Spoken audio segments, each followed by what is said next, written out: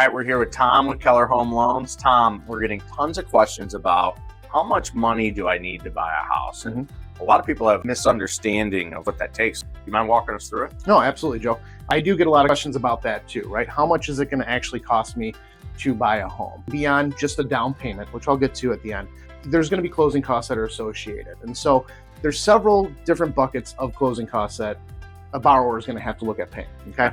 So typically, the closing costs that you're going to be associated with your loan are going to be 3 to 6%. That's kind of the average that we're seeing out in national averages, okay? So what's encompassed in those? Well, first, there's going to be some lender fees. So in order for the lender to process the loan itself, there's going to be some underwriting fees. There's going to be some processing fees.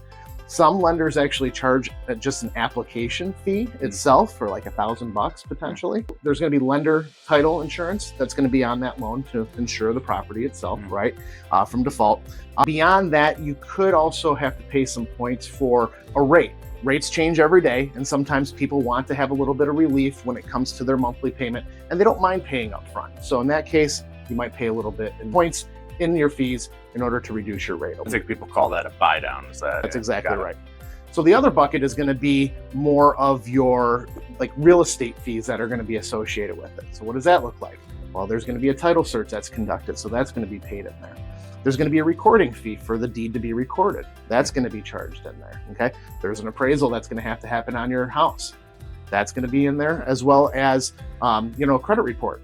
And that's a lender fee too, but it's kind of a different bucket altogether. Beyond that, you're going to have also some prepaid items that you're going to have to pay for. What does that look like? Well, we hold money in escrow. What's escrow? It's an account that we hold money in to then disperse items like your homeowner's insurance, your taxes that are going to be due every month, your homeowner's association fees that are going to be due every month, potential flood insurance, right? Depending on if you're in a flood zone.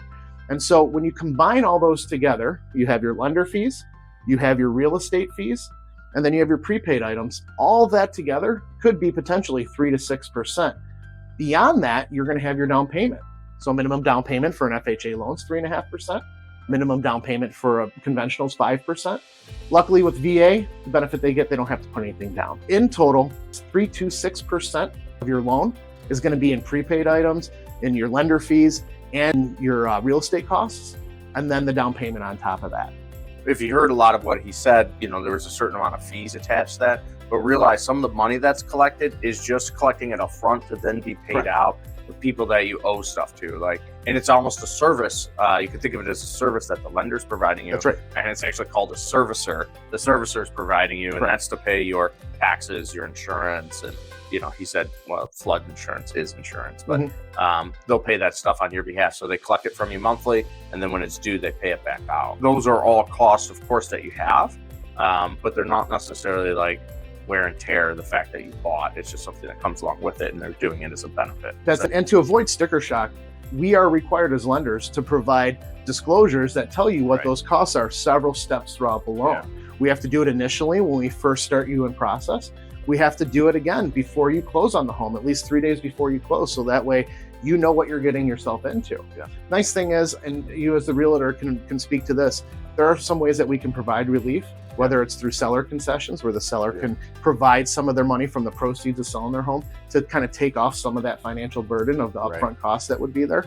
And then we have down payment assistance programs that are available that can help with that financial down payment that you're going to have to set aside. And so, yes, it sounds big and scary that there's a lot of costs that could be associated.